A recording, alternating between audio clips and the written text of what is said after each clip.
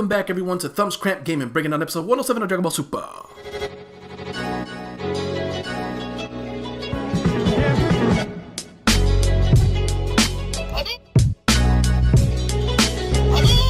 Woo woo! Episode 107 of Dragon Ball Super was pretty dope, as usual. I mean, except for that one hiccup, which was 102. Whatever. We're gonna pretend like it never happened. I'm gonna do this episode a little bit differently. As you know, I always review the episode, I watch it a couple times, and I mention things that you may not have noticed or realized that might affect future episodes. So far, I haven't made too much of a big theory to where it could be blown out of proportion and be like, wow, how the hell did you find that out? You know, it's just what I see is what I basically project to you guys and I show you. But what I'm going to start doing is I'm going to put my money where my mouth is, or I guess I'm going to put my words on my microphone and put my, I don't know, I thought I had something. At the end of this video, I'm going to give you my prediction. I'm not going to explain to you my sources because this was something that I figured out on my own by analyzing Dragon Ball Super. And I don't want to give out the information on how I'm going to do it because if I do, then, I mean, other people can find this, exploit it, and then I lose, all the hard work that I put in towards finding this information out, the loophole of Dragon Ball Super. So stick around towards the end of the video if you want to be cool, brag to your friends on your prediction and be like, yo, guess what I found out, son? Yo, this person, you know what? I'll leave it for the end. So, in the beginning of episode 107 of Dragon Ball Super, we see Frost having a conversation with the God of Destruction of Universe 6.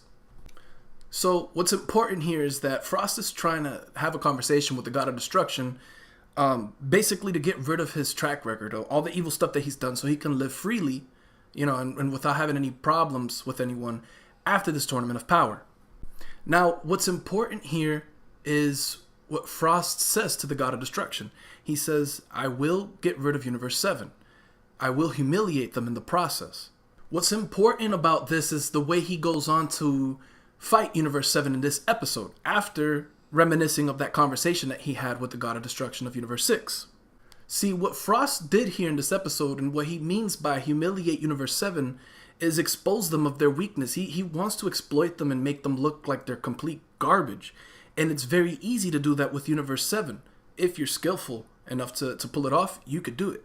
See, the pattern with Universe 7 and what we've seen since the beginning of this tournament is that they're always underestimating the fighters that they go up against. Now, I've talked about this in the past before about whether or not, there's a reason behind this. Do these people really want to destroy other universes? Do they, do they want to let them live? I don't know, because they seem to contradict themselves, flip-flop, and they keep going back and forth, and I've mentioned this before. So it's kind of hard to grasp the concept of what the creators of Dragon Ball Super are trying to go with right now.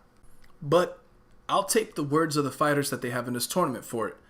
Frost wants to humiliate them. He sure as hell did to Vegeta this episode. I mean, this episode didn't really have enough to break down. Everything was self-explanatory, as you can see. There was nothing hidden. Everything was in the light. The only thing that I felt needed to be broken down was the very beginning, the conversation Frost was having with the God of Destruction.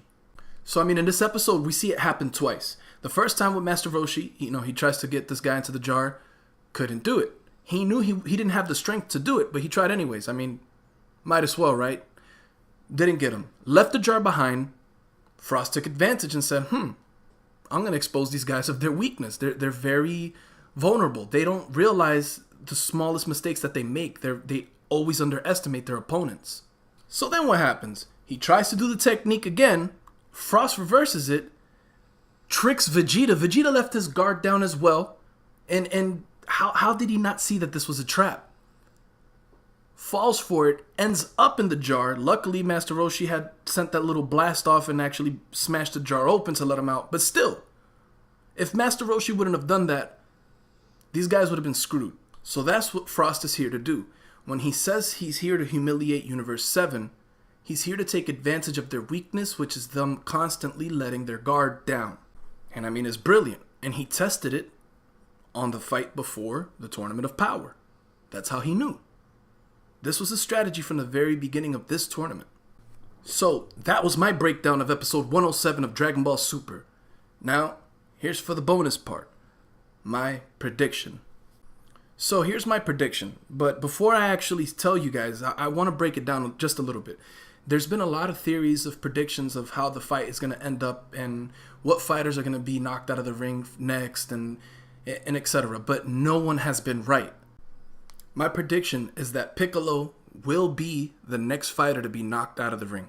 There is an actual order, and I do have them listed, but I'm not going to reveal them just yet because if this ends up being right, there's a lot more to how and why this is correct and why it's so important that I will reveal to you guys on later reviews after Piccolo gets knocked out of the ring. If Piccolo is not the next one to get knocked out of the ring, then I'm wrong.